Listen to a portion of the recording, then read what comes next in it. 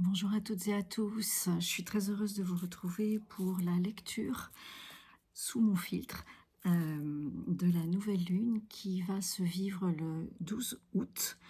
Cette nouvelle lune va avoir lieu sur le degré 20 du signe du Lion et elle est associée à une éclipse totale de soleil, c'est-à-dire que le soleil va être éclipsé pendant quelques minutes et va nous permettre peut-être de nous connecter à une part de notre inconscient, peut-être aussi de nos émotions, de notre imagination.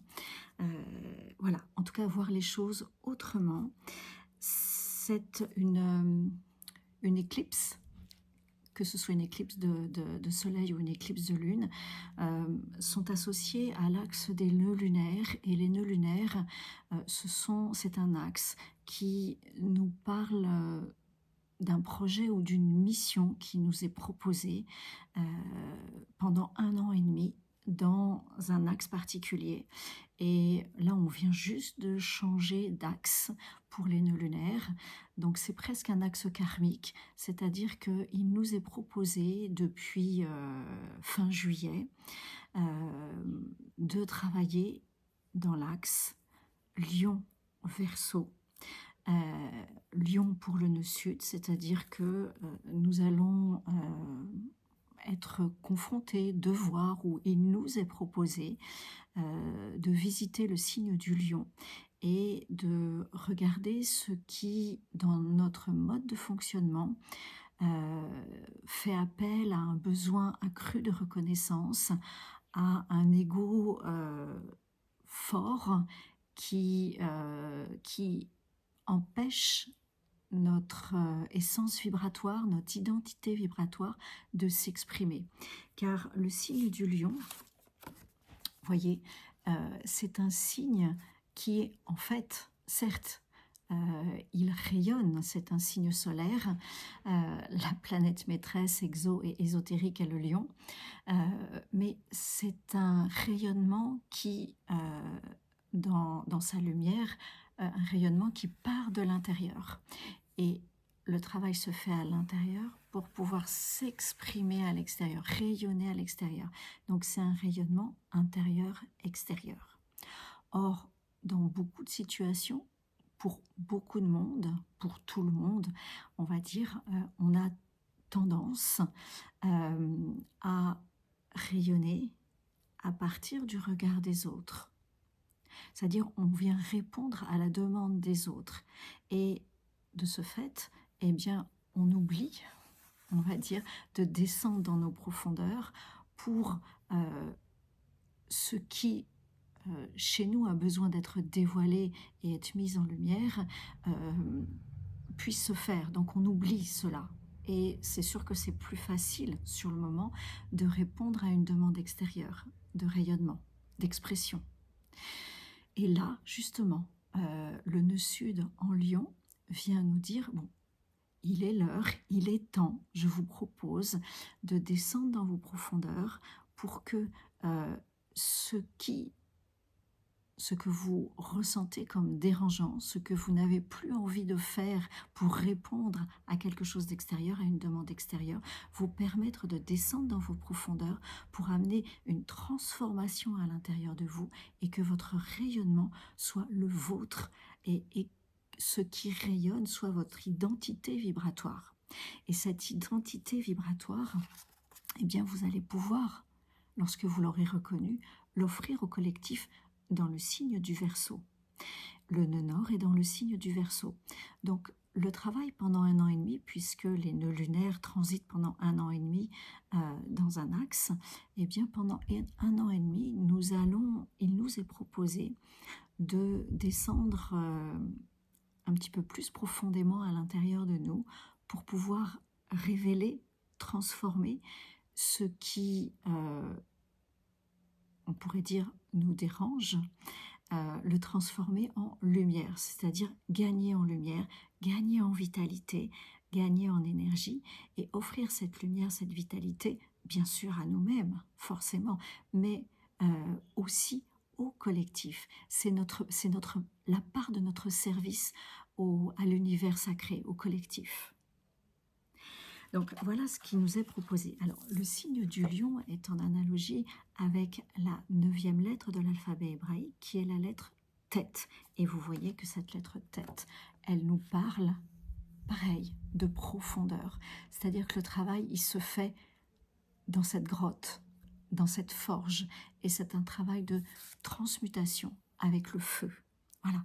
Donc on accueille une information qui se révèle, qui résonne avec ce qui se passe à l'extérieur. Elle vient nous, on va dire, nous déranger. Et cette information qui nous dérange, eh bien, on la regarde en face et on la transmute. On la transmute, c'est une émotion, souvent ce sont des émotions, hein, qu'il est plus facile d'étouffer plutôt que de prendre en main. Et ces émotions, ce sont nos richesses lorsqu'on les prend en main et lorsque on transmute ce qui nous dérange en lumière. Et donc ça se fait à l'intérieur de nous-mêmes, dans notre forge intérieure, avec notre feu intérieur. Et du coup, comme je vous dis, eh bien, c'est un gain de vitalité, c'est une bien meilleure immunité, une bien meilleure défense intérieure, un gain de vitalité, une prise de notre pouvoir intérieur, redevenir maître à l'intérieur de nous, et surtout ce gain de vitalité, de lumière et de rayonnement que l'on peut offrir au collectif. Et il vient de notre intériorité. On ne nous l'impose pas. Donc ça, c'est toute la proposition qui nous est faite pendant 1 an et demi. Il se trouve que cette nouvelle lune du 12 août est associée à une éclipse totale de soleil. Donc, on vient nous dire, bon, ton ancien mode de fonctionnement, qui est de répondre finalement à ce que l'on te demande d'être, de rayonner, de vibrer, d'exprimer, c'est terminé. Maintenant, il t'est proposé de te confronter à toi-même. Ce qui te dérange, va regarder à l'intérieur de toi ce qui te dérange et transmute-le. Ne choisis pas, entre guillemets, la voie la plus facile, qui ne sera pas la plus facile sur le long terme, mais ne choisis pas de répondre aux injonctions extérieures.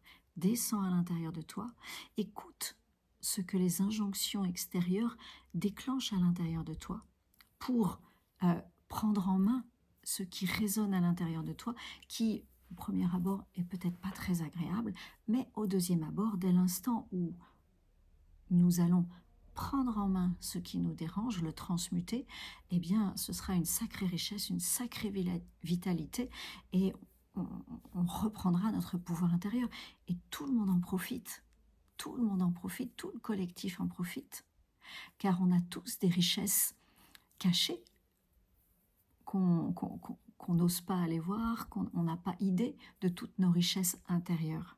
Et c'est ça le projet, la proposition de ces 1 an et demi qui arrivent, qui sont devant nous. Donc ça, c'est cette nouvelle lune. Alors, la nouvelle lune du 12 août, avec éclipse totale de soleil, elle a une particularité, c'est qu'elle est au trigone de la planète Saturne. Saturne, c'est notre guide de sagesse, c'est le grand sage. C'est une planète de réalité. C'est vraiment une planète de réalité qui nous confronte à la réalité. Ce que je trouve intéressant, c'est que Saturne est une planète puissante, guide de sagesse, qui vient confronter cette nouvelle lune à une réalité. Donc on est vraiment confronté à la réalité. Et c'est un trigone. Donc si on veut le voir, ça va nous aider, car c'est un guide de sagesse. C'est aussi un père fouettard, entre guillemets. C'est-à-dire que il va nous mettre des contraintes, en veux-tu, en voilà, pour nous ramener ou nous amener dans notre sagesse intérieure. Cette sagesse qui correspond à nous-mêmes, qui va nous aider à aller regarder et travailler notre rayonnement intérieur à l'intérieur de nous. Donc, les contraintes, il va en avoir, mais elles seront justes pour nous permettre d'aller travailler, de descendre dans notre forge et de transmuter ce qui nous dérange, le caillou dans la chaussure de Saturne. Donc ça, c'est la nouvelle lune, elle est au trigone de Saturne. Et cette nouvelle lune, elle est au sesqui carré de Neptune, qui sont les deux en bélier. Donc un sesqui carré, c'est une contrainte, c'est un travail qui est à faire, peut-être mineur, mais c'est un travail qui est à faire. Et qu'est-ce que ça vient nous dire? Cette nouvelle lune, c'est ça qui est intéressant, cette nouvelle lune, elle vient nous dire, bon écoute, là il y a une réalité, moi je te mets la réalité en face, et c'est juste pour t'aider, tu sais, c'est juste pour t'aider. Et puis, à côté de ça, eh bien, il y a cette nouvelle lune qui est aussi ce qui carré Neptune qui dit « Ouais, non mais attends, ça va pas, tu pourrais faire autrement, c'est n'importe quoi, ce que ton guide de sagesse, ton Saturne te dit, n'écoute rien, tu vois, va dans l'illusion, trouve la fuite. » Voilà, donc ça, c'est vraiment ces deux. Est-ce que je me confronte à la réalité avec Saturne, ou est-ce que je me barre dans l'illusion, dans la fuite, parce que c'est plus facile? Vous voyez le travail?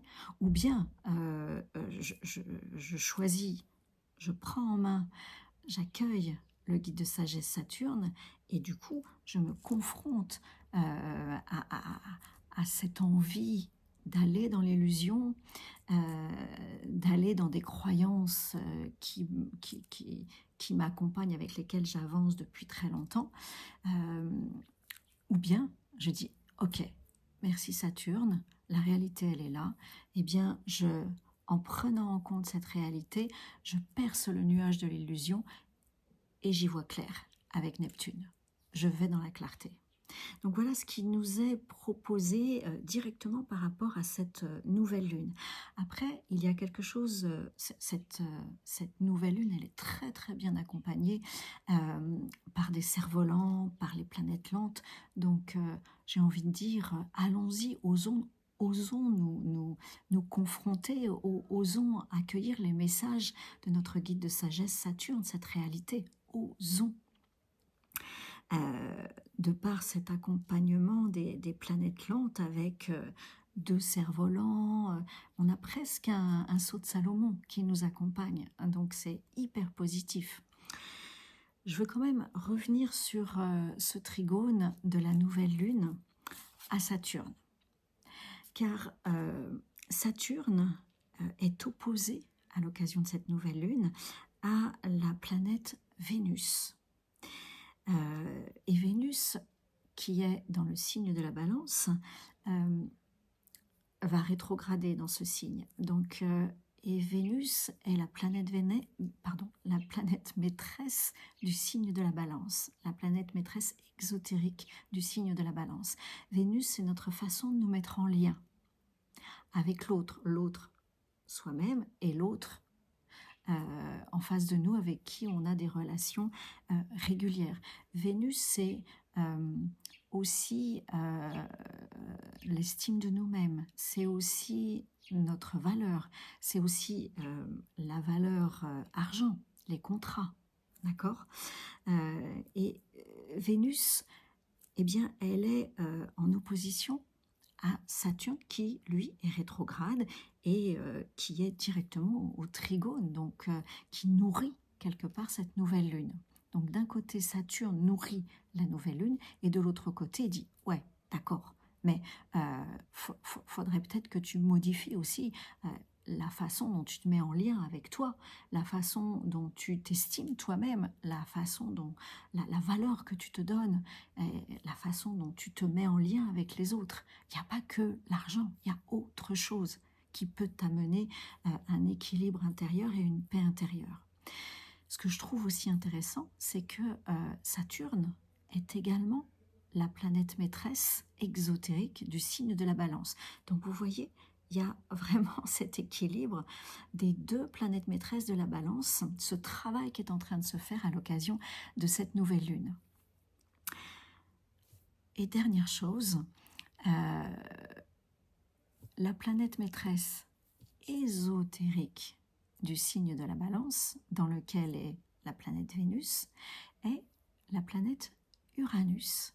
C'est-à-dire qu'on vient nous dire, oui, l'équilibre intérieur de la balance, la paix à l'intérieur, elle est en lien avec la valeur que l'on se donne, elle est en lien avec cette valeur dans une réalité, Saturne, et tant qu'on n'est pas dans la réalité de Saturne, c'est hyper compliqué d'amener un changement, une transformation initiée par Uranus. Donc, vous voyez que Saturne, qui est au trigone de cette nouvelle lune, a une part très très importante dans les changements qui vont arriver. Car Saturne agit sur Vénus, Vénus faisant partie de ces cerfs-volants, en l'occurrence elle tire le cerf-volant, un des cerfs-volants qui a un beau, qui s'appuie sur un beau triangle d'air, donc elle tire ce cerf-volant pour amener la clarté vers Neptune. Donc vous voyez, pour avoir de la clarté, on est obligé de revenir chez nous. On est obligé, il est nécessaire que l'on revienne chez nous, qu'on reprenne la valeur de nous-mêmes, notre valeur, la conscience de notre valeur, qu'on reprenne, qu'on remette de la conscience sur la qualité de nos liens, notre estime de nous-mêmes, en faisant face à une réalité, Saturne, qui est opposée à Vénus. Saturne étant dans le signe du Bélier. Et de cette façon, on pourra avoir beaucoup plus de clarté avec Neptune. Et je vous le rappelle, Neptune est au Tseski carré de la nouvelle lune. Et à ce moment-là, eh bien, Uranus pourra vraiment, vraiment amener une transformation. Uranus, dans le signe des Gémeaux, pourra amener une transformation sur toutes les expériences que l'on va vivre, puisque Uranus dans le signe des Gémeaux, c'est vraiment ça, c'est ces expériences, cette vitalité, ces relations que l'on va avoir tissées autour de nous, elles seront différentes et elles ne seront peut-être plus uniquement basées sur l'argent, sur la valeur argent, elles seront peut-être à un moment donné basées sur une valeur humaine qui est Vénus en balance. Voilà, eh bien écoutez, je vous souhaite il y aurait encore beaucoup de choses à dire sur cette nouvelle lune, mais j'essaye d'être synthétique, concise, voilà. Je vous souhaite une belle nouvelle lune et je vous retrouverai pour une prochaine lunaison.